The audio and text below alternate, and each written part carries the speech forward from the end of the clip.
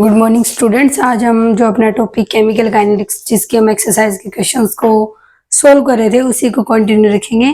अब तक हमने जो है 2 लेक्चर अपलोड किए जिसके अंदर हमने जो है 4 क्वेश्चन का सॉल्यूशन किया हुआ, 4 क्वेश्चंस को समझाए हुए। आगे जो नेक्स्ट क्वेश्चन है उसके अंदर आपसे कह रहे हैं कि factors affecting rate of a chemical reaction, कि कोई भी जो केमिकल रिएक्शन है उसके रेट को अफेक्ट करने वाले फैक्टर्स कौन कौन से हैं। तो बेसिकली क्वेश्चन जो है वो एक न्यूमेरिकल नहीं है, ये एक थ्योरी का क्वेश्चन है। जो थ्योरी के अंदर हम पढ़ते हैं कि नेचर ऑफ द रिएक्टेंट पे डिपेंड करता है, उसके बारे में थोड़ा एक्सप्लेन करते हैं कि रिएक्टेंट कैसे है। ठीक है, अब जैसे कुछ रिएक्शंस ऐसी होती है जो एक्सपोजर टू रेडिएशंस पे डिपेंड करती है। फॉर एग्जांपल फोटोसिंथेसिस है, अगर सनलाइट की एब्सेंस होगी तो वो रिएक्शन होएगी नहीं। ठीक है, सरफेस एरिया पे डिपेंड करती है कि जितना ज्यादा सरफेस एरिया होगा उस रिएक्शन का रेट जो है वो उतना ही ज्यादा होगा। ठीक है, तो इसीलिए कि अगर पाउडर फॉर्म में है कोई भी अगर हम रिएक्शन करें तो पाउडर जो होता है उसका क्या हो जाता है एज कम्पेयर टू ज्यादा सरफेस एरिया हो जाता है सॉलिड के, तो इसीलिए जो वो रिएक्शन थोड़ी फास्ट हो जाएगी। तो इन सब के ऊपर ऑर्डर जो रेट ऑफ रिएक्शन जो है वो हमारा डिपेंड कर रहा होता है। तो टेम्परेचर पे भी करता है, बेसिकली टेम्परेचर के ऊपर जो है किस तरीके से रेट ऑफ रिएक्शन अफेक्ट करेगा वो बताता है हमें अरेनियस इक्वेशन, जो ये कहता है कि फॉर एवरी 10 डिग्री ये सेल्सियस या फिर 10 केल्विन अगर हम राइज करते हैं टेम्परेचर के अंदर तो जो मेरा रेट है रिएक्शन का वो क्या हो जाता है, डबल से ट्रिपल हो जाता है। मैक्सिमम लिमिट 3 टाइम्स है, मिनिमम है 2 टाइम्स। तो ये आपका बेसिकली एक थ्योरी का क्वेश्चन है, इसमें कोई ऐसा नहीं है कि कैलकुलेशन करनी है numerical, just you have to read from NCERT and then you can write easily. ठीक है, हम नेक्स्ट क्वेश्चन करने वाले क्वेश्चन नंबर 6। क्वेश्चन नंबर 6 के अंदर कह रहा है कि एक रिएक्शन है ना वो सेकंड ऑर्डर की है with respect to A reactant. A reactant देखो मैंने कहा कि जब भी आप क्वेश्चन को सोल्व करो, बेसिकली जब आप फिजिकल केमिस्ट्री से रिलेटेड करो तो वहां पे ज्यादा चांसेस ये रहते हैं कि वहां से न्यूमेरिकल आता है। ठीक है, और न्यूमेरिकल में क्या होता है, जो क्वेश्चन होता है उसकी हर एक लाइन हर एक वर्ड आपको हिंट दे रहा होता है कि आप उस क्वेश्चन को किस तरीके से स्टेप बाय स्टेप सोल्व करोगे। अब देखो सेकंड ऑर्डर की रिएक्शन है, सेकंड ऑर्डर की 2 तरीके से हो सकती है। मान लो मेरे पास 2 रिएक्टेंट है, एक रिएक्टेंट है मेरे पास ए, एक रिएक्टेंट है मेरे पास बी। अगर ए के विद रिस्पेक्ट ऑर्डर 1 है और बी के विद रिस्पेक्ट 1 है तब भी ओवरऑल ऑर्डर जो है मेरी रिएक्शन का क्या हो जाएगा, 2 हो जाएगा। बट इसने पहले ही जो क्वेश्चन है उसके अंदर जो है क्लैरिफाई कर दिया है कि जो मेरी रिएक्शन है वो सेकंड ऑर्डर की है बट एक ही रिएक्टेंट है, यानी कि अब की बार मेरा जो रिएक्टेंट है वो एक ही और उसी की पावर क्या है 2 आएगी। ठीक है, फिर आगे कह रहा है क्वेश्चन में आपको कि रेट रिएक्शन का किस तरीके से अफेक्ट होगा यदि आप क्या करो कंसंट्रेशन को चेंज कर दो। हम जो factors affecting rate of reaction है उसके अंदर अगर आप बुक के अंदर देखोगे तो सबसे पहला ही फैक्टर जो है वो है कंसंट्रेशन ऑफ द रिएक्टेंट, यानी कि जो रेट है रिएक्शन का वो कंसंट्रेशन पे डिपेंड करता है। अगर रिएक्टेंट की कंसंट्रेशन ज्यादा ले ली तो रिएक्शन मतलब ज्यादा जाएगी, रिएक्शन अगर कंसंट्रेशन कम ले रखी तो रेट ऑफ रिएक्शन कम होगा। ठीक है, इसको हम आगे जब हम अपना एक क्वेश्चन करेंगे, क्वेश्चन नंबर 8 करेंगे तो वहां पर हम ये भी देख लेंगे कि किस तरीके से मतलब कंसंट्रेशन है अगर वो कम हो रही है तो रेट भी क्या होता जाएगा, कम होता जाएगा। ठीक है, तो अब देखिए यहाँ पे इसके अंदर 2 पार्ट में पूछ रखा है कि रेट कैसे इफेक्ट होगा यदि कंसंट्रेशन को चेंज कर दिया जाए। एक टाइम पे हम कंसंट्रेशन को डबल कर रहे हैं, एक टाइम पे कह रहा है कि 1/4। तो हमने स्टार्टिंग में लिखा रेट सेकंड ऑर्डर की है, हमें दे रखा है। रेट हम किस तरीके से लिख सकते हैं, हमें पता है रेट जो होता है रेट कांस्टेंट इनटू में कंसंट्रेशन की जो ऑर्डर है उसका। तो कंसंट्रेशन ए की रिएक्टेंट है तो मान लिया वो रिएक्टेंट ए है, उसकी पावर 2, क्यों 2 क्योंकि सेकंड ऑर्डर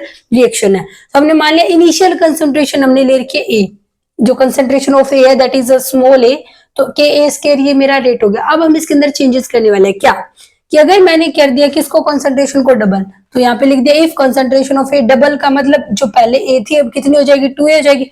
तब रेट कितना हो जाएगा, तब जो रेट है उसको मान लिया r डैश, तो k इंटू में a की जगह सिंपल पुट कर दो 2a और ऊपर 2 है वो तो 2 रहेगा ही रहेगा। ठीक है, तो k इंटू में 4 स्क्वायर आ जाएगा, इसको सोल्व करेंगे 4 कांस्टेंट बाहर निकाल दिया। अब ये k स्क्वायर क्या बन गया, k स्क्वायर है वो तो इनिशियल रेट है जब मेरी कंसंट्रेशन है, यानी कि जो इनिशियल रेट था अगर मैंने कंसंट्रेशन को डबल कर दिया तो रेट कितना हो गया, 4 टाइम। अब यहां से आप ये देख सकते हो कि अगर कंसंट्रेशन को बढ़ा दिया तो रेट क्या बढ़ गया, 4 टाइम्स हो गया। ठीक है, अब हम क्या करते हैं कंसंट्रेशन को कम करके देखते हैं। हमने कहा ना कि कंसंट्रेशन जो है वो किसी भी रिएक्शन के रेट को अफेक्ट करती है, वो तो हमने उस क्वेश्चन नंबर 5 के पार्ट में लिख दिया, वो तो थ्योरी का क्वेश्चन था। बट प्रैक्टिकली उस चीज को कैसे समझा सकते हैं, वो इस क्वेश्चन से भी हम प्रूव कर सकते हैं, ठीक है। जैसे अभी हमने कहा कंसंट्रेशन को डबल कर दिया यानी कि कंसंट्रेशन बढ़ा दी तो रेट बढ़ गया।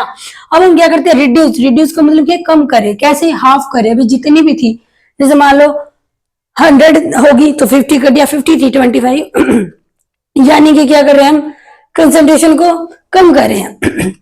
तो जो रेट है वो क्या हो जाएगा, रेट कांस्टेंट इनटू में कंसंट्रेशन ऑफ ए, ये तो रहेगा ही रहेगा ना इतना रेट, तो हम ये ऐसे ही लिखेंगे। क्यों ऐसे लिखेंगे, क्योंकि हमारी जो रिएक्शन है उसके अंदर एक ही रिएक्टेंट है और वो भी कैसा है, उसके विद रिस्पेक्ट जो ऑर्डर है वो सेकंड ऑर्डर है, तो के स्केल लिख दिया। अब हम कह रहे हैं कंसंट्रेशन को क्या कर दिया, हाफ कर दिया, जो इनिशियल कंसंट्रेशन थी उसको हाफ कर दिया, तो रेट क्या जगह, रेट कांस्टेंट। अब वही कंसंट्रेशन ऑफ ए की जगह आप ए लिखो, 1/2 ए स्क्वायर कर दो, तो अब आप देखोगे 1/4। अब देखो ये जो इनिशियल रेट था के स्क्वायर, तो मेरा इनिशियल रेट था, उसका क्या होगा 1/4 टाइम्स हो गया, यानी कि रेट क्या हो गया, कम हो गया है। तो यही है हमारे, पहले तो क्वेश्चन हमने सोल्व कर लिया, एक सेकंड ऑर्डर है, ये की रिएक्टेंट है उसके विद रिस्पेक्ट ऑर्डर है सेकंड, तो हम सिंपली लिख सकते हैं rate is equal to rate constant into में कंसंट्रेशन ऑफ ए का स्क्वायर। क्यों स्क्वायर, क्योंकि सेकंड ऑर्डर रिएक्शन है। फिर हमसे कहा कि चेंज बताओ रेट के अंदर क्या होगा, यदि आपने क्या कर दिया, रिएक्शन के रेट को डबल कर दिया और 1/2 कर दिया, तो हमने कहा जब हमने इसके कंसंट्रेशन को डबल कर दिया ना, तो जो मेरा रेट है वो क्या हो गया, 4 टाइम्स हो गया। अगर मैंने कंसंट्रेशन को रिड्यूस कर दिया, हाफ कर दिया उसका, तो जो मेरा रेट है वो कितना हो जाएगा, 1/4 टाइम्स हो जाएगा। और इससे हमने कहा एक और चीज भी हम क्लैरिफाई कर सकते हैं कि जो कंसंट्रेशन है वो क्या करती है, रेट ऑफ रिएक्शन को अफेक्ट करती है। अगर कंसंट्रेशन ज्यादा तो रेट ज्यादा, अगर कंसंट्रेशन कम तो रेट कम, ठीक है। आगे वाला क्वेश्चन देखिए, आगे वाले क्वेश्चन में जैसे इस क्वेश्चन से तो हमने ये समझ लिया कि कंसंट्रेशन कैसे रेट को अफेक्ट करती है। जो क्वेश्चन नंबर 5 के अंदर हम 4-5 पॉइंट लिखेंगे, उसके अंदर हम एक टेम्परेचर भी लिखेंगे। हम कहेंगे कि टेम्परेचर है वो क्या करता है, किसी भी रिएक्शन के रेट को अफेक्ट करता है। अब किस तरीके से अफेक्ट करता है, वो ये क्वेश्चन नंबर 7 कह रहा है। बताओ, कह रहा है कि what is the effect of temperature on the rate of reaction. कह रहा है टेम्परेचर का क्या इफेक्ट होगा किसी भी रिएक्शन के रेट पर। How can this temperature effect on the rate constant, can be rate constant be represented quantitatively. बस इसी के अंदर आपको ये बता रहा है कि भी टेम्परेचर है वो किस तरीके से किसी भी रिएक्शन के रेट को अफेक्ट करता है। अब एक बात यहाँ पे देखिए, हमने कहा कि अरेनियस इक्वेशन है वो किसी भी रिएक्शन के, अब जो वर्डिंग बोल रहे हैं उसको ध्यान से समझना। अरेनियस इक्वेशन ये कहती है कि किसी भी रिएक्शन का अगर हम टेम्परेचर को 10 डिग्री मतलब 10 डिग्री अगर चेंज कर दे, वेदर वो डिग्री सेल्सियस में करो या केल्विन में करो, 10 का चेंज करें, तो किसी भी रिएक्शन का जो रेट है वो क्या हो जाएगा, 2 से 3 टाइम्स तक क्या हो जाएगा, इंक्रीज हो जाएगा, ठीक है। बट ये डायरेक्ट ऐसे हम स्टडी करते हैं, बट जब हम स्टडी कर रहे हैं तो हम डायरेक्ट रेट के ऊपर रिजल्ट नहीं देख रहे हो, हम क्या बताते हैं, रेट कांस्टेंट से रिलेट करती है। तो अरेनियस इक्वेशन है k is equal to a e to the power minus का e अपॉन में RT, जहाँ पे k क्या आपको पता है, रेट कांस्टेंट है, a अरेनियस कांस्टेंट है, ठीक है। और ये e क्या एक्सपोनेंशियल फैक्टर है, तो e की पावर e है, ये क्या है, एक्टिवेशन एनर्जी, ठीक है। एक्टिवेशन एनर्जी क्या होती है, नाम से देखो, एक्टिवेट, ठीक है। किसको एक्टिवेट करना है, रिएक्शन को। तो रिएक्शन करने के लिए जो चाहिए, रिएक्टेंट को एक्टिवेट करने के लिए जो energy, that is activation energy. R gas constant है जिसकी यूनिट फिक्स होती है 8.314 जूल पर मोल पर केल्विन, ठीक है। यूनिट जो आर की जो वैल्यू है वो यूनिट बदलने के साथ बदल जाती है, बट अगर जूल पर मोल पर केल्विन में अगर हम इसकी यूनिट देखें तो वो 8.314 फिक्स होती है, ठीक है। टी टेम्परेचर भी कौन से टेम्परेचर पे रिएक्शन करवा रहे हैं। तो अब देखो हम क्या लिखते हैं, रेट लिखते हैं, क्या लिखते हैं, जनरली रेट ऐसे लिखा जाता है, कंसंट्रेशन रेट कांस्टेंट इनटू में कंसंट्रेशन ऑफ जितने भी रिएक्टेंट रहे हो, मान लो इसका ऑर्डर एन रहा हो। तो अब देखो क्या ये रेट अगर बढ़ जाएगा, रेट अगर इंक्रीज होगा तो ऑब्वियस सी बात है भाई रेट भी क्या होगा, अगर रेट कांस्टेंट इंक्रीज होगा तो ऑब्वियस सी बात है रेट भी इंक्रीज होगा।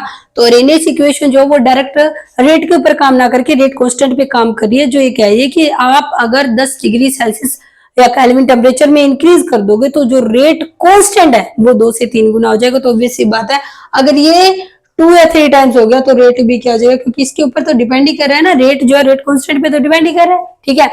तो इसका मतलब रेट कांस्टेंट है, उसके नाम में कांस्टेंट आ रहा है, तो वो कंसंट्रेशन पर डिपेंड नहीं करता, बट रेट कांस्टेंट टेम्परेचर के ऊपर डिपेंड करता है।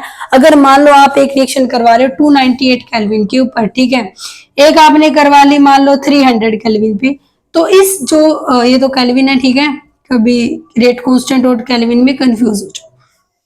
तो ये वाली जो रिएक्शन 298 केल्विन पे हो रही है, इसके लिए रेट कांस्टेंट कुछ अलग आएगा। ये 300 पे आ रही है, इसके लिए रेट कांस्टेंट कुछ अलग आएगा, ठीक है। तो इसका मतलब कांस्टेंट का मतलब ये नहीं कि हमेशा ये जिंदगी भर बेचारा कांस्टेंट रहेगा, नहीं। टेम्परेचर चेंज करोगे तो रेट कांस्टेंट चेंज हो जाएगा। बट अगर कंसंट्रेशन सेम रख रहे हो, मान लो आपने 298 पर केल्विन पे टेम्परेचर पे रिएक्शन कराई है, एक बार आपने कंसंट्रेशन मान लो 0.1 मोल पर लीटर ली, एक बार आपने 0.4 ले ली, तो इस वाले केस में और इस वाले केस में आप के सेम रखोगे, ठीक है। ये यहाँ पे जो था कंसेप्ट था समझाने वाला। आई होप आपको ये दो क्वेश्चन क्लियर होंगे। नेक्स्ट क्वेश्चन हम करेंगे नेक्स्ट वीडियो के अंदर। अगर आपको फिर भी जैसे इन क्वेश्चंस के अंदर कोई डाउट है तो आप जो है कमेंट सेक्शन के अंदर लिख सकते हैं। Thank you for watching.